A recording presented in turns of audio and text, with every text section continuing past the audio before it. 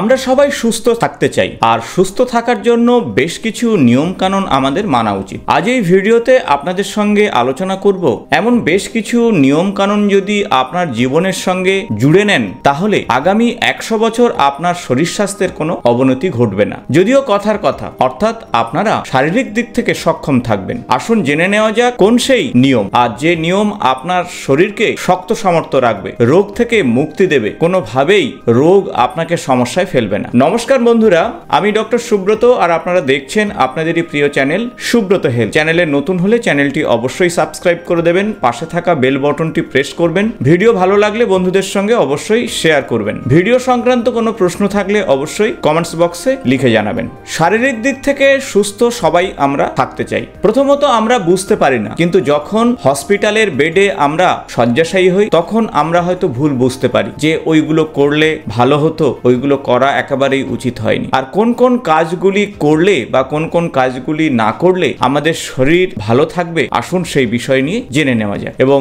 সার্বিক সুস্থ থাকার জন্য আমরা অবশ্যই সেই নিয়মগুলো মেনে চলব। প্রথম যে বিষয়ের কথা বলবো তা হলো আপনার খাদ্যের মধ্যে ফাইবার জাতীয় খাদ্য বেশি রাখুন। কারণ ডায়েটারি ফাইবার আপনার খাদ্যের মধ্যে থাকলে একদিকে যেমন খারাপ কোলেস্টেরল এবং ট্রাইগ্লিসারাইডের মাত্রা কমবে, অন্যদিকে সহজেই আপনার রক্তের মধ্যে সুগারের লেভেল দ্রুত বাড়বে না। তাই খাদ্য তালিকাতে ফাইবারের মাত্রা ঠিক রাখা অত্যন্ত জরুরি। আর সেজন্য গোটা দানাশস্য, জব, মিলেট, সেই সাথে ওটস এই ধরনের খাদ্য ডায়েট চার্টে রাখুন। বেশি পালিশড খাবার দাবার ডায়েট চার্টে রাখলে ফাইবারের পরিমাণ কিন্তু কমে যেতে পারে। তাই মাথায় রাখুন ডায়েট চার্টে ফাইবারের পরিমাণ যেন বেশি থাকে। সেই সাথে কনস্টিপেশনের মতন সমস্যা আসবে না এবং আপনার গাট হেলথ অর্থাৎ আপনার অন্ত্রের মধ্যে খাদ্যবস্তু শোষণের ক্ষেত্রে অনেক বেশি কার্যকারী হবে। দ্বিতীয় যে খাদ্যের বিষয়ে বলবো তা হলো লবণ।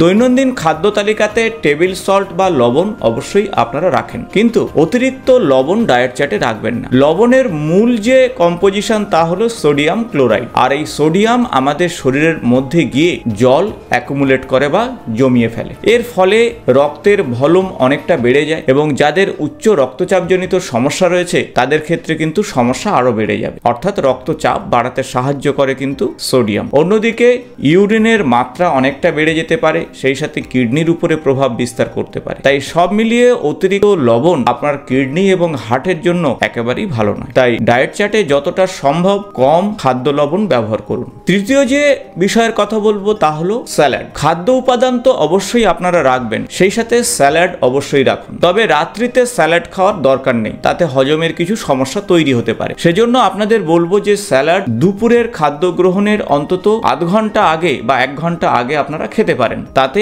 দুপুরের খাবারের পরিমাণ কিছুটা কমবে। অতিরিক্ত খাদ্য যাতে আপনার মেদকে না বাড়ায় কিংবা অতিরিক্ত ক্যালোরি শরীরে না ঢোকে, সেজন্য আপনারা স্যালাড অবশ্যই রাখুন। সবুজ শাকসবজির পাশাপাশি স্যালাডে আপনারা দানাশস্যও রাখতে পারেন। তাই সব মিলিয়ে স্যালাড অত্যন্ত গুরুত্বপূর্ণ একটি খাদ্য উপাদান, যাতে ক্যালোরির পরিমাণ অনেকটা কম কিন্তু আপনার পেট অবশ্যই ভরে যাবে। চতুর্থ যে বিষয়ের কথা বলবো তা হলো রাত্রির খাদ্যের বিষয়। বেশি রাত্রিতে রাতের খাবার খাবেন না, তাতে হজমের সমস্যা হতে পারে এবং সেই সাথে ঘুমের সমস্যাও হতে পারে। তাই আপনারা চেষ্টা করুন রাত্রির খাবারটা একটু তাড়াতাড়ি করেন। অর্থাৎ যারা অফিসে কাজকর্ম করেন, পড়াশোনা করেন, তারা অফিস থেকে বা পড়াশোনা থেকে ফেরার পরেই একটু ফ্রেশ হয়ে রাত্রির খাবারটা খেয়ে নিয়ে আপনারা রাত্রির কাজকর্ম করুন, তাতেই ভালো হবে। কিন্তু রাত্রির খাবার খেতে খেতে যদি অনেক রাত হয়ে যায় তা কিন্তু হজমের সমস্যা তো আসবেই, পাশাপাশি অন্যান্য শারীরিক সমস্যাগুলো চলে আসবে, বিশেষত সুগারের সমস্যা, হার্টের সমস্যা, কারণ অম্ল গ্যাস এগুলো বাড়তে পারে। আরো একটি বিষয়, রাত্রিতে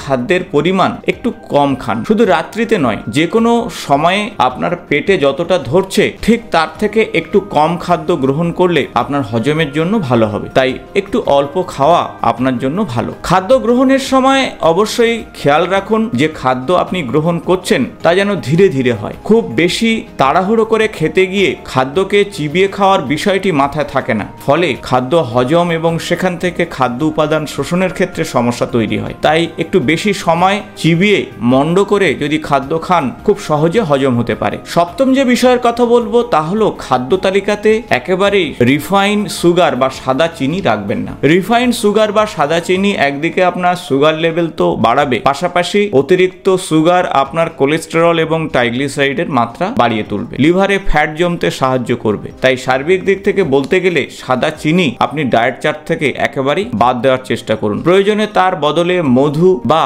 গুড় রাখুন। রিফাইন তেল আমরা সবাই কম বেশি খাই, কিন্তু যতটা পারবেন রিফাইন অয়েল আপনার ডায়েট চার্ট থেকে বাদ দেওয়ার চেষ্টা করুন, কারণ রিফাইন অয়েল হার্টের জন্য একেবারেই ভালো নয়। রিফাইন অয়েল আপনার হার্টের স্বাস্থ্যকে খারাপ করবে, হার্ট অ্যাটাকের সম্ভাবনাকে বাড়াবে, সেই সাথে শারীরিক অন্যান্য সমস্যাগুলোকে নিয়ে চলে আসবে, বিশেষত ইমিউনিটি পাওয়ার কমিয়ে ফেলবে, অ্যালার্জির মতন সমস্যা চলে আসতে পারে। তার পরিবর্তে আপনারা ঘানির সর্ষের তেল বা সূর্যমুখীর তেল কিংবা বাদাম তেল আপনারা খেতে পারেন। তবে চেষ্টা করুন ঘানির এই তেল খেলে আপনাদের শারীরিক সমস্যাগুলো অনেকটা দূর হবে। আরো একটা অভ্যাস আমাদের প্রত্যেকেরই কম বেশি রয়েছে, খাদ্য যখন বেঁচে যায় তখন সেই খাদ্য ফ্রিজে রেখে দেওয়া হয় অথবা সেটি ঢাকা দিয়ে পরের দিন খাওয়ার চেষ্টা করা হয়, অর্থাৎ বাসি খাবার খাওয়ার চেষ্টা করা হয়। আর বাসি খাবার কিন্তু আমাদের শরীরের ক্ষেত্রে খুব একটা ভালো নয়, বিশেষত বাসি তরকারি, বাসি মাছ, এগুলো যতই খাবেন বেশ কিছু ব্যাকটেরিয়া আপনার শরীরে বাসা বাঁধবে, আর যে ব্যাকটেরিয়া আমাদের গ্যাস্ট্রিক আলসার বা পেপটিক আলসারের জন্য দায়ী। পরবর্তীকালে এই গ্যাস্ট্রিক আলসার বা পেপটিক আলসার থেকে ক্যান্সার পর্যন্ত হতে পারে, অর্থাৎ পাকস্থলীর ক্যান্সার পর্যন্ত হতে পারে। তাই চেষ্টা করুন ফ্রেশ খাবার আপনার ডায়েট চার্টে রাখতে। অনেক সময় খাদ্য গরম করে আমরা খাই, বিশেষত মাইক্রো ওভেনে, আর মাইক্রো ওভেনে যখন খাদ্য গরম করে খান অনেকটা দেখতে ফ্রেশ বলে মনে হয়, কিন্তু এই খাদ্যের খাদ্যগুণ একেবারেই থাকে না। তাই খাদ্যগুণহীন খাদ্য আপনার শরীরের জন্য একেবারেই ভালো নয়। শুধুমাত্র পেট ভরার জন্য খাদ্য গ্রহণ করবেন না, চেষ্টা করুন একেবারে ফ্রেশ খাবার তৈরি করে খেতে। পরবর্তী যে বিষয়ের কথা বলবো জলের বিষয়, কারণ আমাদের দৈনিক 8 থেকে 10 গ্লাস জল খাওয়া অত্যন্ত জরুরি। কিন্তু জল কখন খাবেন? খাদ্য গ্রহণের পরপরই জল না খাওয়াই ভালো, তাতে কিন্তু খাদ্য হজম করার ক্ষেত্রে সমস্যা তৈরি হতে পারে। তাই আপনাদের বলবো যে খাদ্য গ্রহণের অন্তত আধ ঘন্টা আগে জল খান, বা খাদ্য গ্রহণের অন্তত আধ ঘন্টা পরে বা 1 ঘন্টা পরে জল খেলে খাদ্য হজমের ক্ষেত্রে ভালো হবে। সরাসরি ঠান্ডা জল বা ফ্রিজের ঠান্ডা জল খাবেন না, এতে কিন্তু শারীরিক সমস্যা বাড়বে, ঠান্ডা গরমে আপনার শারীরিক সমস্যা তৈরি হবে। তাছাড়া আর্থ্রাইটিস বা ইমিউনিটি ডিসঅর্ডারের মতন সমস্যা চলে আসতে পারে। আরো কয়েকটি বিষয়ে আপনাদের সতর্ক করে দিতে পারি যেগুলো আপনাদের মানা উচিত। সেক্ষেত্রে প্যাকেজ ফুড বা ফাস্ট ফুড অবশ্যই ডায়েট চার্ট থেকে যতটা কমাবেন ততটাই আপনাদের জন্য ভালো হবে, আর এতে অতিরিক্ত ক্যালোরি আপনার শরীরে আসবে না। অতিরিক্ত ক্যালোরি না আসলে মেদ বৃদ্ধি বা ওজন বৃদ্ধির মতন সমস্যা আসবে না, ফ্যাটি লিভারের মতন সমস্যা আসবে না। সেই সাথে আপনার গৃহকে পরিষ্কার পরিচ্ছন্ন রাখুন। বাজার থেকে সবজি আনার পর সরাসরি রান্না না করে ঈষদুষ্ণ গরম জল কিংবা ঠান্ডা জলে বেশ কিছুক্ষণ রাখুন, আর তারপরে সেগুলো তুলে নিয়ে শুকিয়ে আপনারা রাখতে পারেন। তার কারণ হলো বাজারের যে সমস্ত শাকসবজি তাতে প্রচুর পরিমাণে পেস্টিসাইড রয়েছে, আর এই পেস্টিসাইড কিন্তু ধীরে ধীরে আপনার শারীরিক সমস্যার কারণ হতে পারে। সার্বিক দিক থেকে বলবো যে খাদ্য গ্রহণের পাশাপাশি যোগা, মেডিটেশন, সেই সাথে ফ্রি হ্যান্ড এক্সারসাইজ, এই বিষয়গুলি যদি আপনার জীবনের সঙ্গে যুক্ত করতে পারেন তাহলে